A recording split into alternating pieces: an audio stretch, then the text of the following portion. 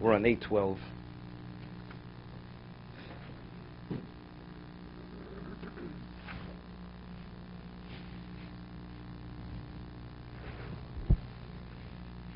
Second paragraph, 8:12.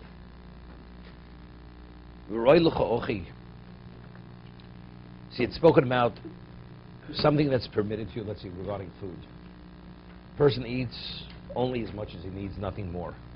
Not even to the point, which is a normal point, less. Then you have another person eats to satisfy himself. He's truly satisfied. So he's eating something that's permitted, but nothing out of the ordinary.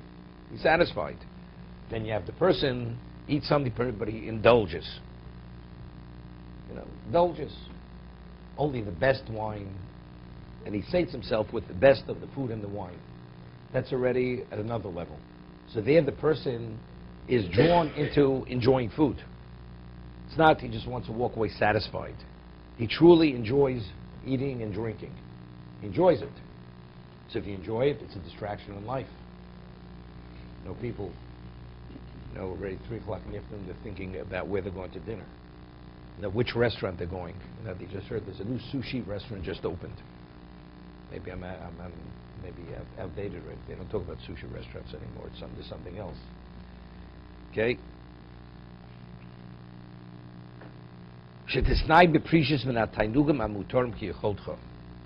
He says it's proper and appropriate to conduct yourself within the context of abstinence with pleasures that are permitted according to your best ability. The Mesil Shem writes, if a person accepts abstinence upon himself and he feels deprived, it's a sin. Sinful. Why? Because now you're distracted. Since factually you have to eat a certain amount and you don't. You feel deprived. That feeling of deprivation causes you to be distracted. You only accept upon yourself these issues if you're at the point where you can deal with it. So I could skip it. I don't have to have 5 courses. I could have 4 courses. I could do with it. And it doesn't affect your life, doesn't change your life, it doesn't distract you. But let's say a person needs 4 ounces of meat and eats 1 ounce and he walks away hungry and he's craving to eat, so what are you doing? So now you're going to be sitting and you're going to be hungry. It's a problem.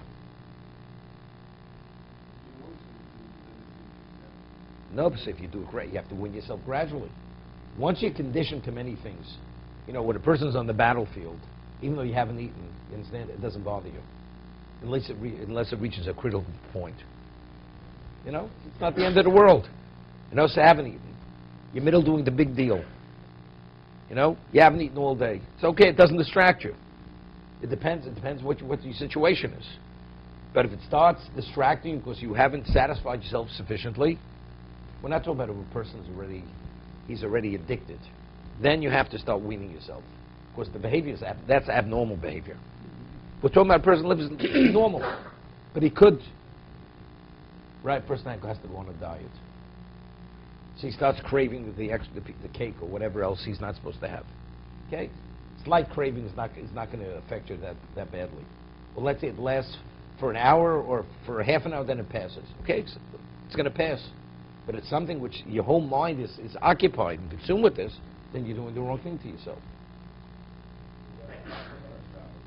1 second. Hear this. A person should wean himself to such a degree that it becomes the equivalent of a pleasure which is forbidden to you. Right? Seems pretty extreme. Right? Person's diabetic. Person now is hosted. He's offered some certain types of, high carbohydrates, and sugar. Person, I'm not permitted to eat it, so why not have the best hafshar on this food? Best, you're insulting. I'm a diabetic. Right? It's permitted, but it's asurim. Halachically, he's not permitted to eat it because it's detrimental to his health. So you have to see even what's permitted as to reach a point, it's like dvar masurim. So therefore, there's not even a consideration. There's not even a consideration that you can eat it. I'll give you an example. A person is hungry and they serve him a non-kosher steak. Does he crave the food? He doesn't crave it. Person's truly conditioned not eating. He's never eaten non-kosher in his life. Doesn't crave it. He may be hungry, but he's not craving what's on the table. Make it easier. They put lobster on the table. Okay? What? No, I'm talking to the person who kept kosher all his life. Right? Is there even a consideration? As hungry he is, he is not craving that.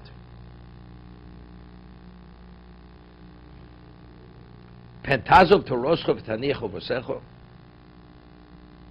He says, if you don't see it in that context, you may abandon your Torah and you may leave what you're obligated to do.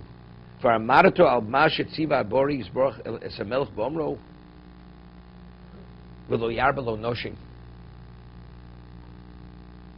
rak lo yarba lo susim. A king's not permitted to have more than so many wives. It's interesting.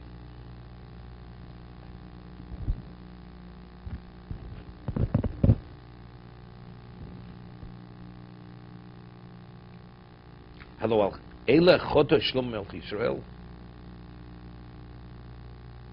Shlomo Melch Yisrael, he failed in these two areas. Gam Osa Chtiu Anoshim Achnoch Rayos.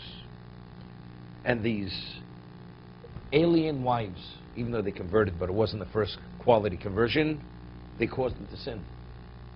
Im Chozik Sichlo Rov Tunoso Gduloso. He's the wisest man who ever lived. We can't even relate to what he was. But yet, as a result of the wives, the desires, he sinned. Despite his greatness, his wisdom, his genius, his everything, it's irrelevant. They tell a famous story about Aristotle. Aristotle once committed adultery. Says Aristotle, with your mind and your understanding, and you understand the inappropriateness of what you just did, how do you commit adultery? He says, at that moment, I wasn't Aristotle. I wasn't Aristotle. Finished. That's the end of the story. Now, a person says, he's sleeping. Is he Aristotle? You're sleeping. The mind doesn't, he's not there. His intelligence is not engaged. Same thing. Once the desire intervenes, it's irrelevant to how brilliant you may be. This is the value of weaning yourself from the material, from the physical.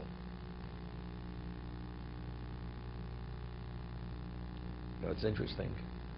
People who had newly decorated house, they had the first-class decorator, imported fabric from Paris. They flew specially to Paris to bring in fabric for their couch and for their furniture. And they brought certain carpenters from Italy to do the woodwork in their home. The people like this. That's what I'm just from my own hearing it from the people themselves. So when a person walks into the house, they're proud. They show this. This is this. But what does that say? Where's their minds? Where's their emotion? Where are they at? This is the ultimate. And you're priding yourself in this. You like nice things is one thing. But there's more than liking nice things. This makes you're at another level. Yeah, it's a reflection on the person, what the person is. It's okay to have quality living quarters. Nothing wrong with that. But it reaches that level. That's like an extreme level. But this person definitely. No, they were proud of it. And then people play into this. Maybe you watch us too fast. Okay. Didn't know. Okay. Because sometimes I'm not sure if we have enough Gemara, enough Chovos HaLevavos. I'm not sure.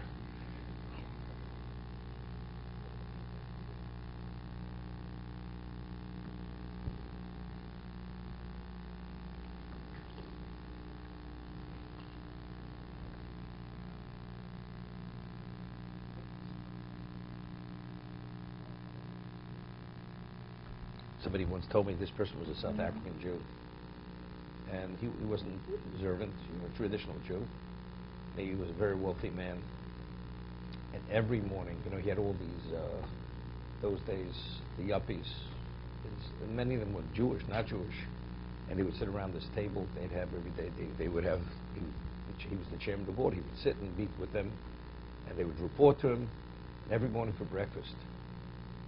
Black bread with herring and black coffee. That was because in Europe, when he was in Russia, when he had nothing, that's what he had every day. And they had having these gourmet breakfasts, all his executives. So, but very often, nothing less than, the six. There's a different knife to cut whatever you're cutting. The butter, the bread, the fish, the this, the that. No, he eats it with his hands. Doesn't need any cutlery. Finished. But what it doesn't reflect on you well. No, but this is who I am. That's the way I eat, and that's the way it is. And the punchline was, so they left the head of the table. It was like this table. They said, Mr. Whatever his name was, we left the seat at the head of the table because you're the chamber. So he says to them, he says, I want to explain something to you. Wherever I sit is the head of the table. That was the end of the story. You understand? That's all that mattered to him. What I eat, how I eat, what I do, I'm the head of the table. That's who I am. Okay.